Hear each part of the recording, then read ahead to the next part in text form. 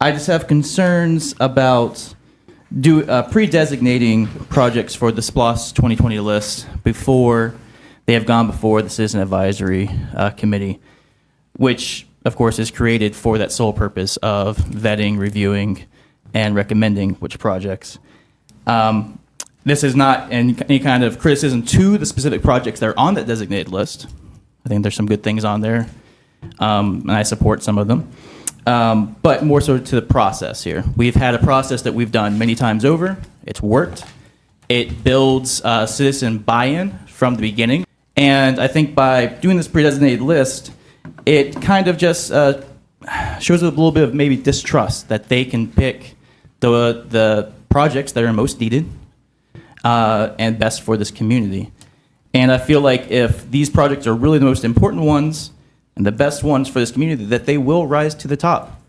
So I don't see the need to do a pre-designated list that, again, takes them out of actually reviewing those. Because, of course, there's 90 proposals put on there, and I feel pretty certain that this body has not read all 90. So I think it's best to make sure that all of them are considered. Trust the process works, trust the citizens of this committee. If it ain't broke, don't fix it. Thank you, Mr. Jensen. And I am in support of the designated projects. And I am for a lot of reasons. I think what we've seen over the years in this mayor commission and this government, I mean, we see some things that need to be done. We see some things that will impact our community over the next 30 years. And this is an opportunity for us to address those next 30-year needs.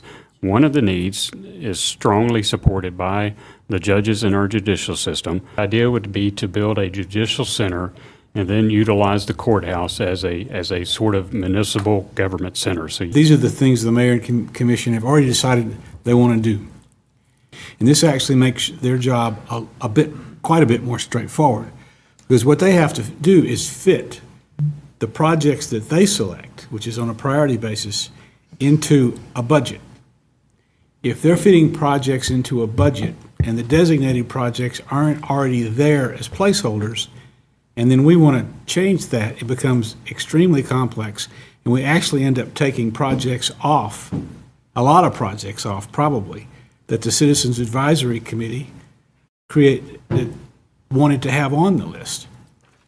Yeah, I'm not supportive of having these designated projects. I do believe that we have a Citizens Advisory Committee in place for a reason, and that they're the ones who are most qualified to vet these projects. And I also fear that, by bypassing that committee, we might lose faith of the broader community, and it's ultimately up to the voters of Athens-Clarke County to decide whether or not the whole SPLOST package passes.